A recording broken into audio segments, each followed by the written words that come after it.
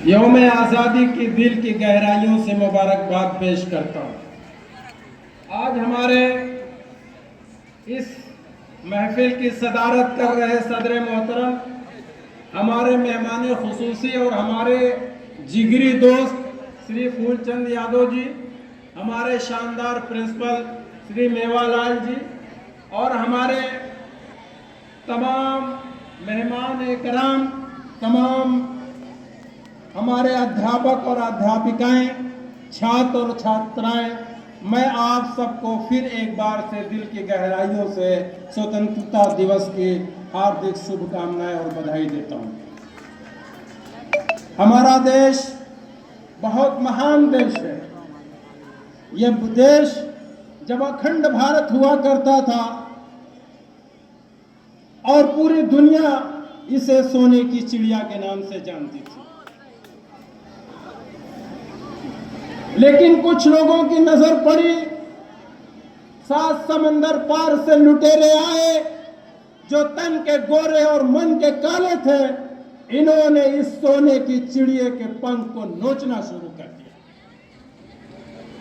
और उनके इरादे को भांपकर जंग आजादी के मैदान में सबसे पहला योद्धा जो कूदा वो बंगाल से उठने वाला सिराजुद्दौला था, जिसने 1757 में अंग्रेजों का जंग के मुकाबला किया। लेकिन उसकी बदकिस्मती रही कि उसके ही सिपह सालार ने उसे धोखा दिया। फिर भी उसने अपने खून के आखिरी कतरे को इस देश के लिए समर्पित कर दिया।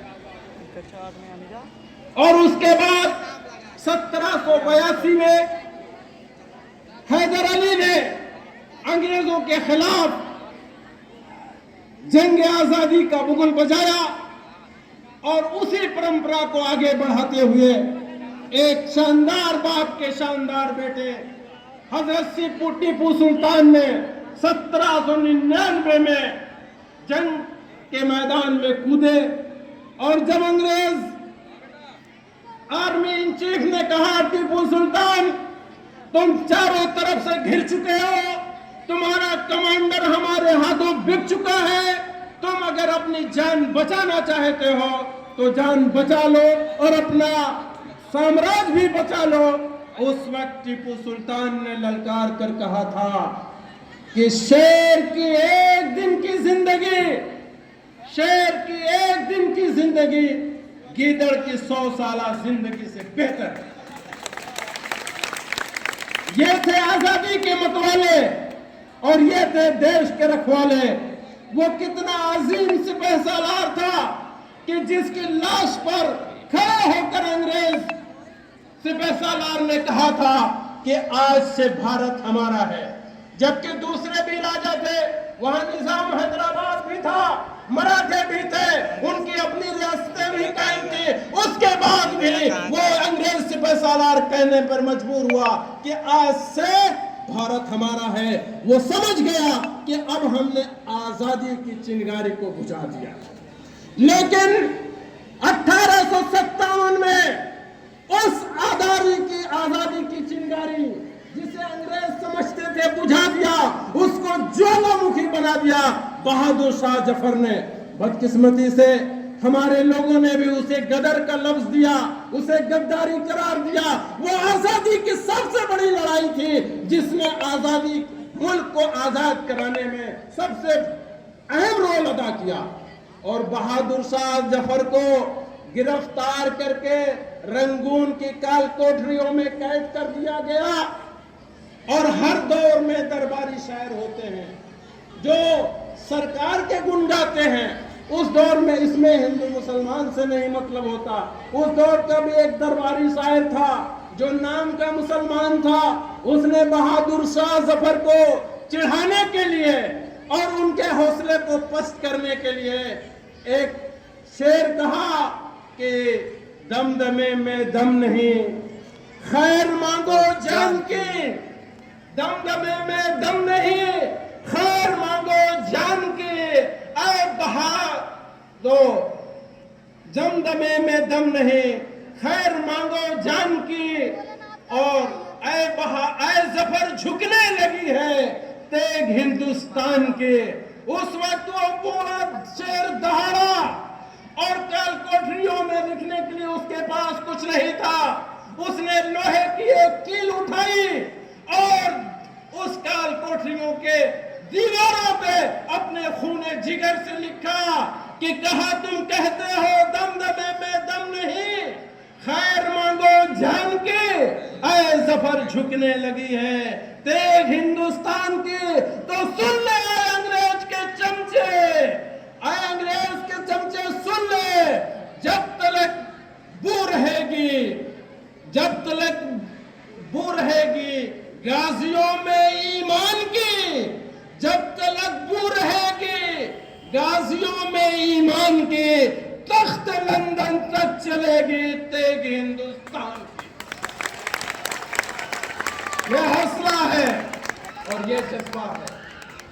और जब शेर एक अंग्रेज ने राम सिंह से पूछा कि तुम तो राम सिंह हो और ये शमशेर खान के साथ क्यों चलते हो, तो शमशेर खान ने बरजस्ता कहा जिसे तुम राम सिंह कहते हो वही शमशेर खान है, जिसे तुम राम सिंह कहते हो वही शमशेर खान है, जो हम सब मिलके यहाँ बैठे हैं।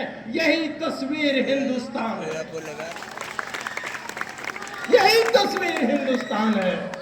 और राहत इंदौरी ने इसी को कहा था कि मैं मर जाऊं तो मेरी अलग पहचान लिख देना, मैं मर जाऊं तो मेरी अलग पहचान लिख देना, मेरे माथे पे लहू से हिंदुस्तान लिख देना।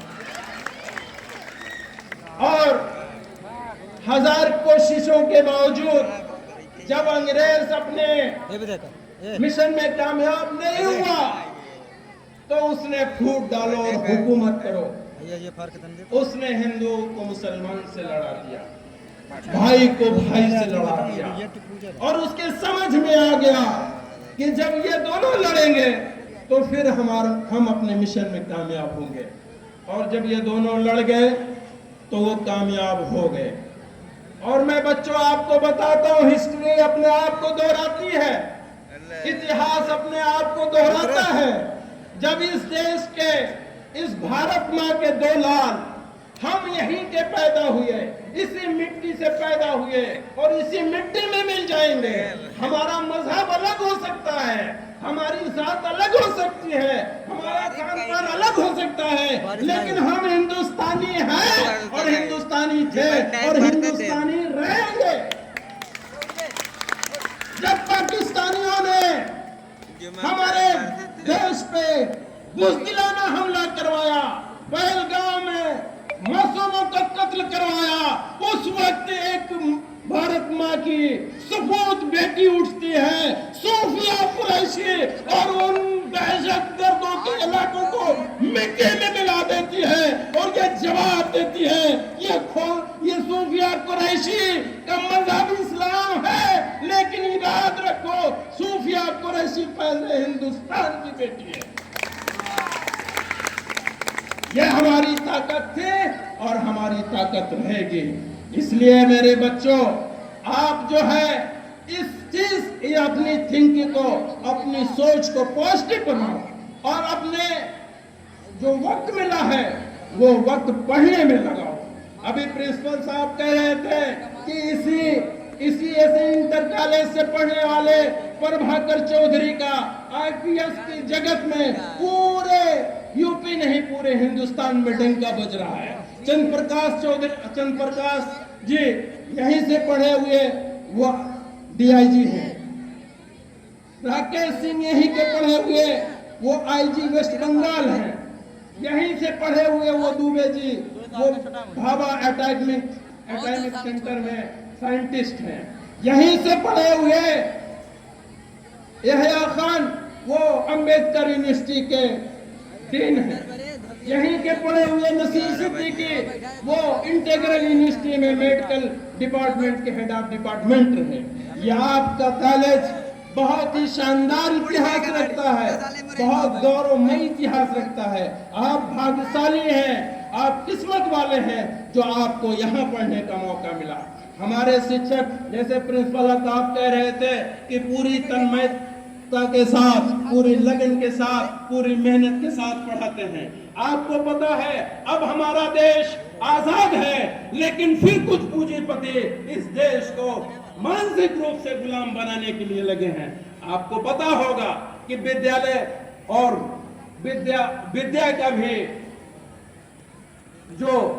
का भी कारोबार किया जा रहा है। आज वो इंग्लिश मीडियम स्कूल के नाम पर वहां लूट मची है। आज हर महीने हजारों की फीस गार्जियन देते हैं और ऐसे स्कूल जो ड्रेस तक और किताब कॉपी तक बेचते हैं। आप बताओ, अगर ये कॉलेज ना होता तो गरीब बच्चे कहां पढ़ते? आज अगर आपको उन हजारों महीने के हजारों खर्च करने वाले बच्चों के मुकाबले उस स्तर के या उससे भी बेहतर शिक्षा आपके गुरुजन आपको दे रहे हैं तो यह आपके खुशनसीबी की बात है। इसलिए आप पूरी मेहनत से पढ़िए, पूरी तन्मयता से पढ़िए और पूरे लगन से पढ़िए और याद रखिए मंजिल उन्हीं को मिलती है जिनको जुनून होता है। आपके अंदर जब जुनून होगा, आपके अंदर एक लगन होगी, जब आप अपना पहनावा भूल जाएं, अपना खान पान भूल जाएं और अपनी सारी फैशन को भूल जाएं, तब आपका जुनून होगा, तब वो आपको हासिल होगा।